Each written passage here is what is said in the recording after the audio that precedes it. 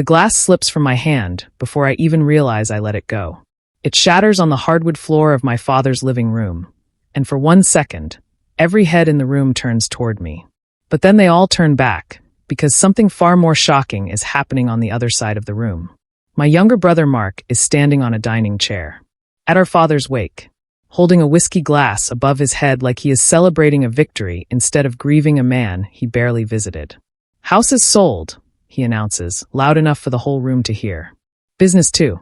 Even the antique collection, all of it. Figured we'd clean things up early. No point letting it sit around collecting dust." The room freezes. I walk toward him slowly. My chest feels tight, like something is wrapping itself around my lungs and squeezing. "Mark," I say, keeping my voice low and steady. "What did you just say?" He looks down at me from that chair with an expression I've seen my whole life. The same careless, slightly annoyed look he has always given me when he does something wrong and refuses to feel bad about it. "You heard me, Paul," he says. "It's already done." Something inside me goes completely still in that moment. Not angry. Not shaking. Just still. Because he has absolutely no idea what he just touched. My name is Paul Henderson. I am 58 years old. For the last 12 years, I was the one who showed up. I was the one who drove my father, Walter Henderson, to his doctor's appointments every other week. I sat with him during his treatments, helped him manage his medication, fixed the leaking pipe under his kitchen sink, and mowed his lawn when his knees got too bad to do it himself. Mark lived 3 states away in Atlanta. He called on birthdays when he remembered. He showed up for Christmas twice in the last decade. He sent expensive gifts that my father never asked for and that my father left in boxes because he said they felt like guilt wrapped in tissue paper. And yet here I am, standing in a room full of relatives and neighbors, looking like the outsider. Looking like the one who doesn't belong. While the man who barely knew his own father anymore stands on a chair announcing that he has already handled the estate. It is humiliating. Not because of the money. Not because of the assets. Because of what it says in front of everyone about what my 12 years were worth. I don't argue. I don't raise my voice. I just walk back to my chair and sit down quietly. Because I already know something Mark doesn't. Mark finds me later near the back hallway. He leans down beside me, voice low, like he is being generous by explaining himself. "You always were too slow to keep up with things, Paul," he says. "Dad knew that. I'm just doing what needed to be done." I look at him carefully. His jaw is relaxed. His eyes are clear. He is not nervous. He is not apologetic. He genuinely believes he has handled something that I was too weak to handle myself. Diane, his wife, appears beside him a moment later. She slides her hand through his arm and gives me a smile that doesn't reach her eyes. She has never liked me. She has spent years calling me the dependent one and the one who never moved forward. "We just thought it was cleaner this way," she says sweetly. Then she squeezes Mark's arm. That small squeeze tells me everything. This was not a rushed decision made in the grief of losing our father. This was planned. The two of them sat somewhere comfortable, probably their kitchen in Atlanta, and worked out exactly how to move the moment our father was gone. They chose the day of his wake to announce it because they thought I wouldn't be able to fight back. Not here. Not today. They looked safe. They looked certain. They were wrong. 3 months before my father died, he called me on a Tuesday afternoon. Not emotional. Not teary. Just calm and direct. The way he had always been when something important needed to be said. "Come over," he said. "I need to show you something." When I arrived, he was sitting behind his desk in his study. The same oak desk he had used for 40 years. Wearing his old brown cardigan and drinking his tea. He looked tired, but his eyes were sharp and completely focused. "Mark's going to make a move when I'm gone," he said, without any small talk at all. I laughed a little, thinking he was being dramatic. My father did not laugh. "I'm serious, Paul. He's already been asking questions about the business accounts. Diane has been calling the attorney's office." I stopped smiling. He reached across the desk and slid a thick brown folder toward me. "Read this carefully. Sign where I've marked. And don't say a word about it to your brother." I took the folder home that night and read it at my kitchen table until 2 in the morning. Parts of it were written in legal language I had to look up word by word. But by the time I finished, I understood the general shape of what my father had done. He had protected me. And he had done it in a way that looked like absolutely nothing from the outside. After the wake, I sit in my car for a long time before I start the engine. The parking area outside my father's house is nearly empty now. The relatives have gone home. The neighbors have taken their casserole dishes and their condolences back with them. The lights inside the house are dimming one by one. I reach over and open the glove compartment. The folder is still there. Brown. Thick. A little worn at the corners from the times I have opened it and closed it over the past 3 months. I pull it out and set it on my lap. Inside is a document that my father had prepared with his attorney 18 months earlier. It is a secured primary debt note, notarized, witnessed, and perfectly legal. My father had used every major asset he owned as collateral against a personal loan. The loan was made directly to him, by me on paper, arranged carefully through his attorney. The collateral listed in the document covered the house, the business, and the antique collection. And the name of the note holder, the person with the legal right to enforce it, was mine. Paul Henderson. The house mark sold. The business mark sold. The antique collection mark auctioned off before my father was even buried. All of it was collateral tied to my note. Mark didn't sell clean assets. He sold debt-backed property without disclosing the lien. And every buyer he dealt with had absolutely no idea. Here is what most people don't understand about property sales and secured debt notes. When you sell an asset, the buyer expects to receive clean title. That means no hidden liens, no unpaid debts attached to it, no other person holding a legal claim. If a seller transfers property that is tied to a secured debt and doesn't disclose that debt, the sale does not erase the note. The note follows the asset, which means every person who bought my father's property from Mark received something that was still legally tied to a debt. My debt. Mark didn't just cut me out of the estate. He didn't just disrespect my father's memory in front of the whole family. He created a serious legal problem that now threatened buyers who had done nothing wrong and had paid real money in complete good faith. That changed the picture entirely.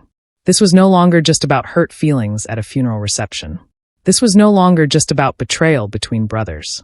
The moment Mark signed those sales without disclosing the lien, he exposed himself to consequences far beyond our family.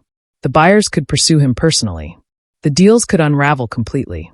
The money he had already collected could be pulled back. And I was the only person in the world who could stop any of that from happening. Or start it. The morning after the wake, my phone rings at 8 o'clock. It's Mark. His voice is cheerful and relaxed. The voice of a man who slept well and woke up feeling like he had the world completely figured out. Paul, he says warmly. Listen, I know yesterday was a lot. I know it probably felt sudden. But I want you to know I'm going to send you something. A percentage. Just to keep things fair between us. I hold the phone and stare at the wall of my kitchen. He thinks he is being generous. He thinks he is doing me a favor. He thinks that a small check, whatever small means in his version of this situation, will smooth everything over and make me feel included in something he has already decided and closed. The truly remarkable thing is that he believes this without any doubt at all. Thank you, Mark, I say. My voice is steady. Warm, even. That's really thoughtful. There is a brief pause on his end, as if he expected more gratitude or possibly some resistance. Then he says he will be in touch about the numbers. I say goodbye. I hang up. Then I sit at my kitchen table with my coffee and my father's folder, and I allow myself one small, quiet breath. He thinks this is already over. It hasn't even started yet. About a week after the wake, the family gathers at my Aunt Beverly's house for what she calls a checking-in lunch. Just the close relatives, keeping each other company in the heavy weeks after losing my father. I go because it would look strange if I didn't. Mark and Diane are already there when I arrive. Diane is dressed well, as always, and she is holding court near the kitchen counter, talking about their plans for the estate funds like she is discussing a home renovation project. Something pleasant and already decided. I sit across the table and say very little. At some point, Diane turns toward my cousin Norm and says it loud enough for the whole table to hear. We just didn't think Paul had the capacity to manage something this big, she says pleasantly. He's always been more of a background kind of person. Better for everyone that we stepped in when we did. A few people nod politely. No one argues with her. And I realize something sitting there with a fork in my hand and a completely calm expression on my face. They haven't just taken the assets. They have spent the past several days rewriting who I am. In front of the family. In front of people who knew me and my father for decades. They built a story where I was too slow and too small to matter. I let them finish it, because I was already building a very different story. On a Monday morning, 10 days after my father's funeral, I walk into the office of Arthur Brine. Arthur has been a civil and estate litigation attorney for over 30 years. He was recommended to me by a retired judge who attended the funeral and pulled me quietly aside near the parking area afterward. I will always be grateful for that. I sit across from Arthur's desk, place my father's brown folder in front of him, and wait. He reads it once, slowly. Then he goes back to the beginning and reads it again. When he looks up, he takes off his glasses and sets them carefully on the desk. "Where did you get this?" he asks. "My father had it prepared 18 months ago," I say. He anticipated what was coming. Arthur nods slowly, the way experienced people nod when they recognize something they have seen before. "This is a properly notarized secured debt note," he says. "Your name is listed as the primary note holder. The collateral covers the house, the business, and the personal property collection." "Yes," I say. "And your brother sold all of those assets without disclosing this lien to any of the buyers?" "Yes." Arthur leans back in his chair and looks at me evenly. "Paul," he says, "your brother sold assets he didn't fully own." I already knew that, but hearing it from Arthur, calm and matter-of-fact like a simple truth, made it feel solid. Made it feel real. "Can we enforce it?" I ask. He doesn't hesitate. "Oh, absolutely." Arthur told me to wait. He said patience was a weapon in situations like this, and that moving too quickly would give Mark's lawyers room to scramble and build a defense. Better to let the situation develop on its own. Better to let the pressure come from outside first. He was right. About 2 weeks after our meeting, one of the buyers, a businessman named Frank Deller who had purchased my father's printing company, received paperwork from the county title office. There was a flag on the deed, a lien that had not been disclosed at the time of the sale. Frank Deller called the broker. The broker called Mark. Mark told the broker there must be some kind of clerical error and that he would sort it out within the week. He then called his own lawyer, a man named Garrett who handled basic contracts and had, as far as Arthur could determine, never dealt with a debt note enforcement situation in his professional life. I know all of this because Arthur had already made careful, quiet inquiries through the proper channels, and because Frank Deller's own attorney had reached out to Arthur directly after finding his name connected to the note. Things were beginning to move. Not dramatically, not loudly, just a slow, steady pull like a loose thread on a sweater. And the harder Mark tried to hold everything together, the more that thread was going to unravel. Mark calls me on a Thursday evening. His voice is different this time. Still controlled, but underneath the control there is something tight and careful. The sound of a person who is working hard to appear calm, while everything underneath is not calm at all. "Paul," he starts, as casual as he can manage, "you wouldn't happen to know anything about some paperwork issue with the business sale, would you?" I let a beat of silence pass. Not long. Just enough. "What kind of paperwork issue?" I ask. "There's apparently a lien on the deed that the buyer's people are making noise about. Garrett thinks it's probably a clerical error from one of Dad's old accounts." "That sounds frustrating," I say evenly. Another pause. Longer this time. "It'll get sorted," he says, more to himself than to me. "I'm sure it will," I say. We hang up. I sit back in my chair and look out the window at the quiet street outside my house. The oak trees in my front yard are losing their leaves early this year. They drift down slowly in the October wind, one by one, taking their time, in no rush at all. Mark doesn't believe me. I heard it in that last silence. He doesn't know what I know, but somewhere deep underneath his confidence, doubt is beginning to grow like something dark and cold pressing up through the ground. Good. Let it grow. On a Saturday morning, my doorbell rings at 9 o'clock. I look through the small side window next to the door, and I am not entirely surprised by what I see. Diane is standing on my front step. She is dressed sharply, as always, but something about her is slightly off. Her jaw is set too tight. Her shoulders are too straight. She looks like a person who has rehearsed what she is about to say several times in the car on the way over, and is still not sure it will be enough. I open the door but don't step aside to let her in. "Diane," I say. "Paul." She meets my eyes directly. "What did you do?" "Good morning to you too," I say. Her nostrils flare slightly. "Don't play games with me. Mark's buyer is threatening to pull out of the business deal. The house buyer's lawyer sent a formal letter. Something is connected to your name, and we need you to explain what's happening." I look at her for a long, steady moment. "I haven't done anything," I say. "Yet." She catches it. That single word I left hanging at the end of my sentence on purpose. Her eyes sharpen. Yet, she repeats. Have a good day, Diane. I say pleasantly, and I close the door. It takes another full week before Mark and Diane truly understand. Their attorney Garrett finally obtains the actual note document through the title company's disclosure process. He reads it. He reads it again. Then, according to what Arthur tells me afterward, Garrett calls Mark and explains it in plain, careful language. There is a secured debt note tied to every asset Mark sold. The note holder is Paul Henderson, Mark's older brother. The note was created legally, notarized, and registered 18 months before Walter Henderson's death. Every sale Mark conducted after the funeral transferred property that still carried this lien attached to it, which means the sales were legally compromised, which means the buyers, all of whom paid real money in good faith, now have valid grounds to pursue Mark personally for misrepresentation and failure to disclose. Arthur tells me that Garrett sounded, during their brief professional exchange, like a man who had just discovered that the floor beneath him was made of wet paper. I imagine the conversation Mark and Diane had that evening in Atlanta. The silence between them. The moment when absolute certainty collapses into something else entirely. My father had planned this carefully. He saw his younger son clearly. He saw exactly what Mark would do the moment he was no longer around to hold things together. And 18 months before he died, he made sure I would be the one holding the pen when the moment finally arrived. 3 days after Garrett delivers the full picture, Mark calls me again. This time there is no warmth.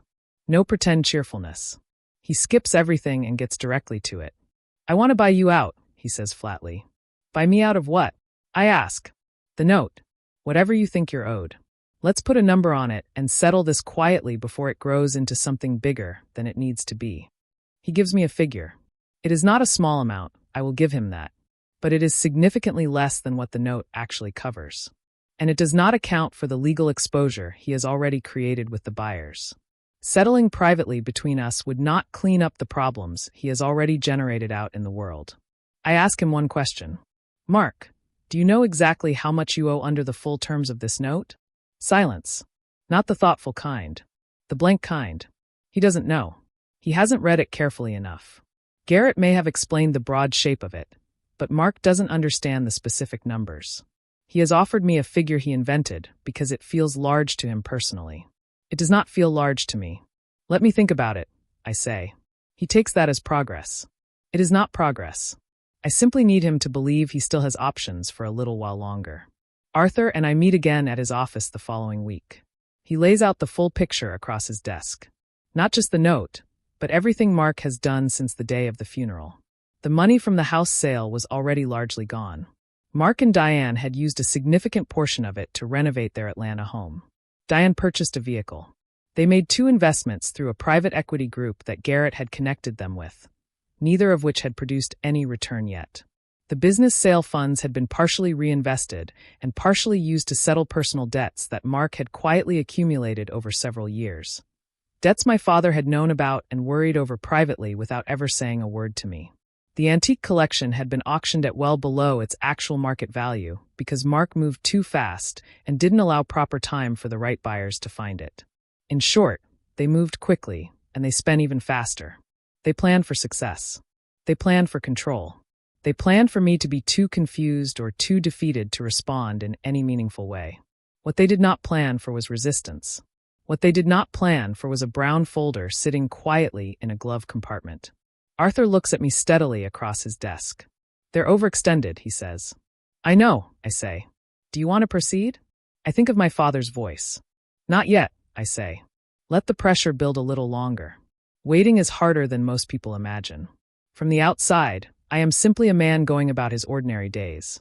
Making coffee in the mornings, reading in the evenings, walking the trail behind my neighborhood when the late afternoon light comes through the trees low and orange and quiet. But inside, I am watching carefully.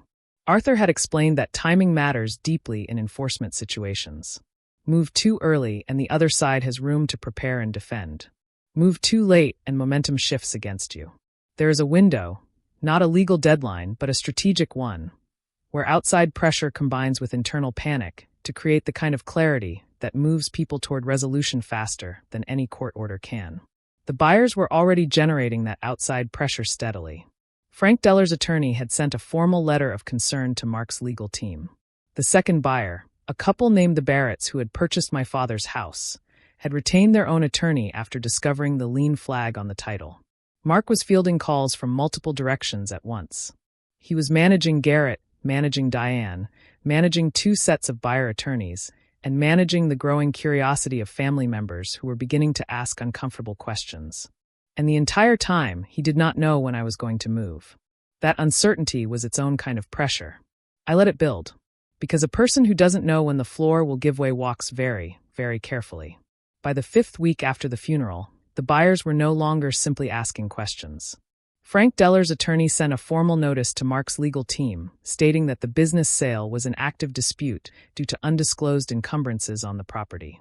Deller placed the remaining portion of the payment, a significant amount, into escrow pending full resolution of the title issues. The Barretts followed within days.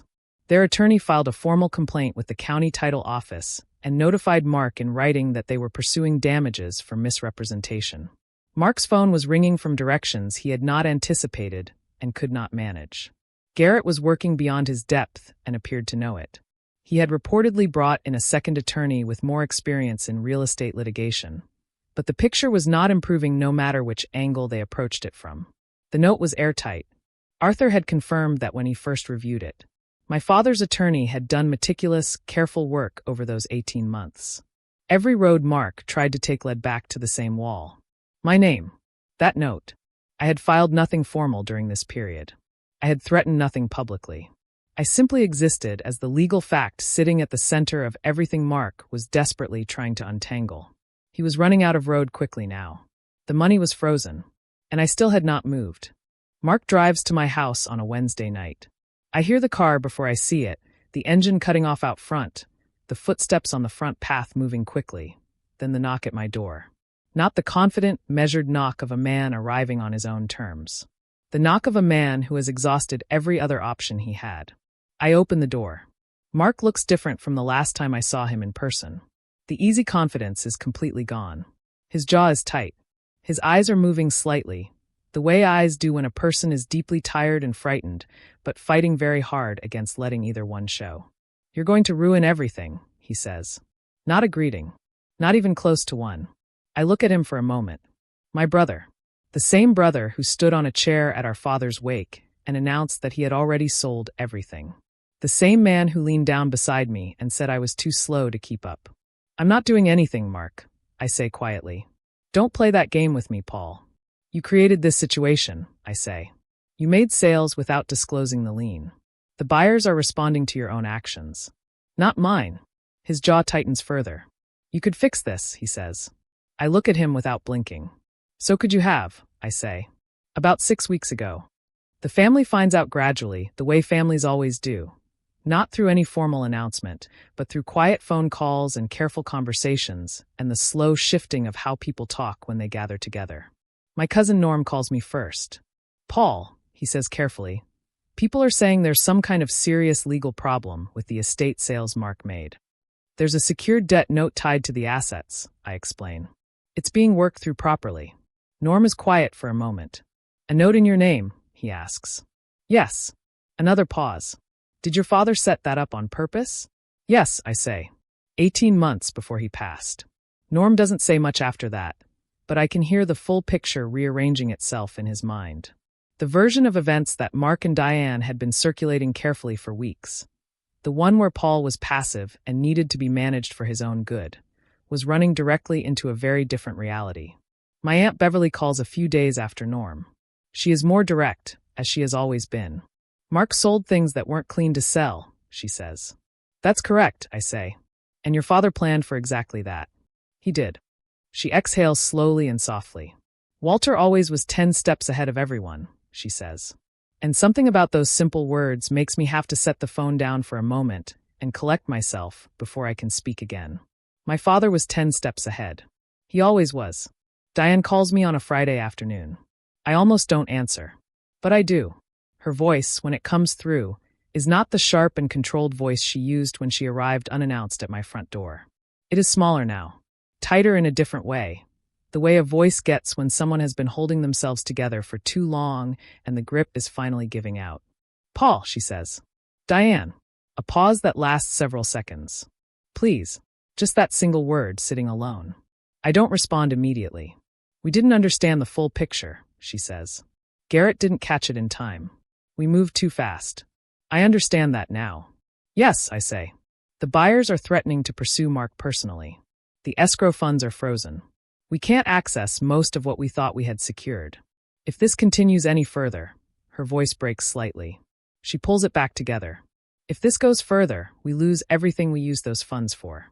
The renovation. The investments. All of it." I stay completely silent. "I know I haven't been kind to you," she says quietly. "I know what I said at that family lunch. I know how I treated you over the years. I remember sitting at Aunt Beverly's table with a fork in my hand while she told everyone I didn't have the capacity to manage anything important. I don't remind her of that. I simply let the silence fill the full space between us. Because right now, she feels exactly what I felt that afternoon. Mark comes back the following Monday. This time there is no anger in him at all. The anger burned itself out somewhere in the previous weeks, and what remains underneath is something quieter and far more honest than anything he has shown me in years. He sits down at my kitchen table.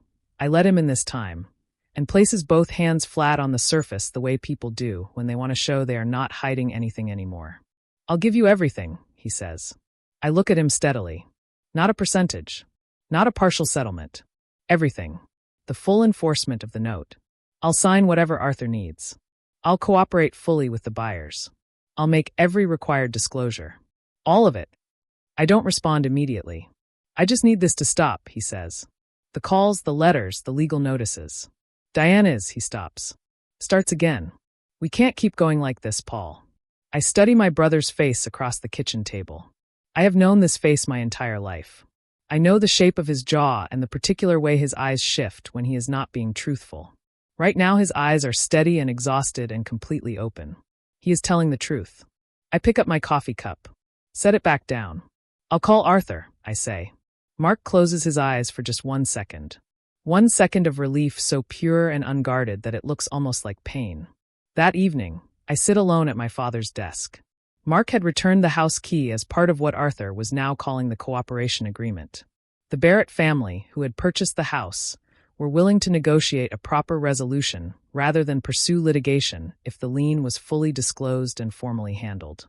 Frank Deller was cautiously open to the same path forward. Things were not simple, but they were moving toward something real.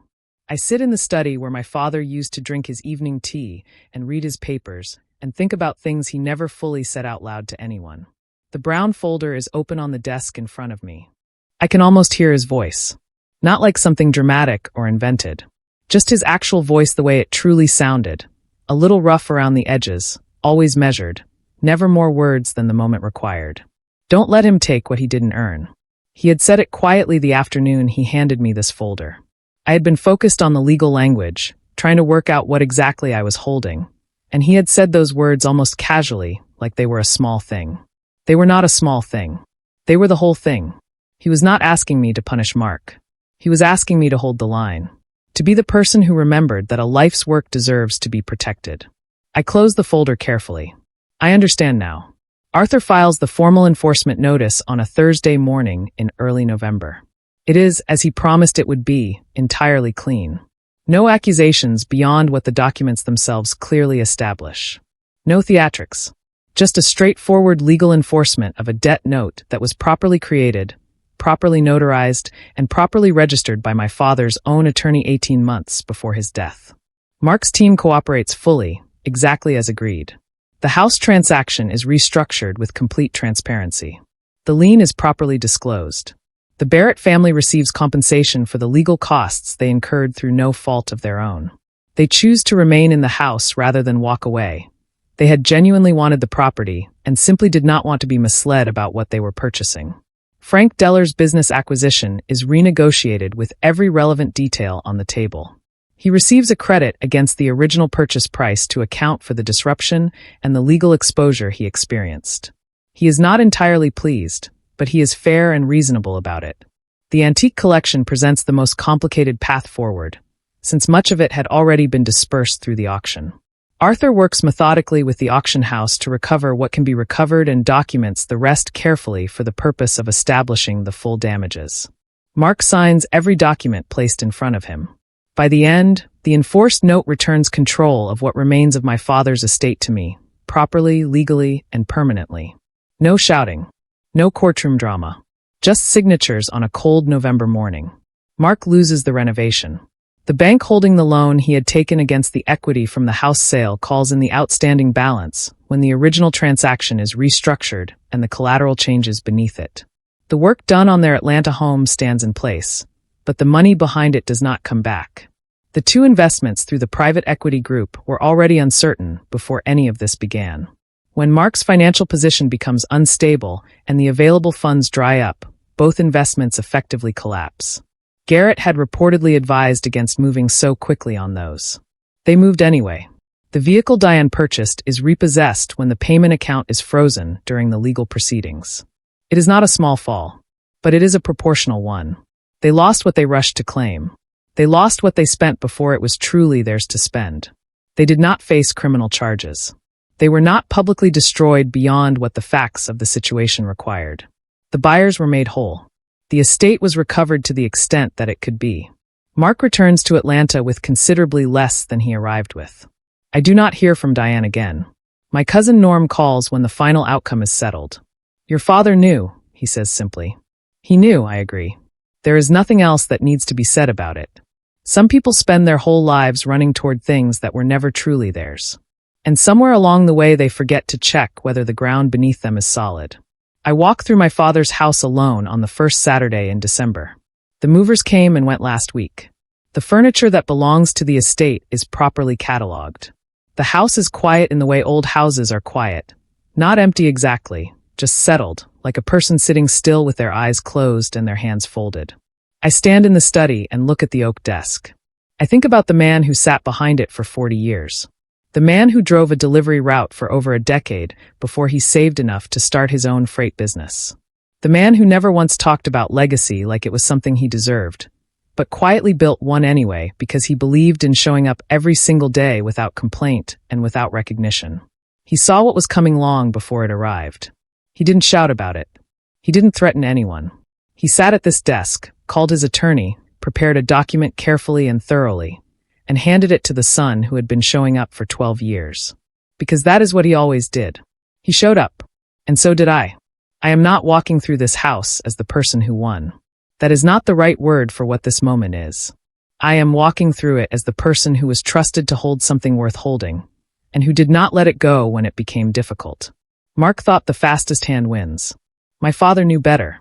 I know better now too. I turn off the study light and close the door behind me. Some things are worth protecting, and some people are worth trusting with them.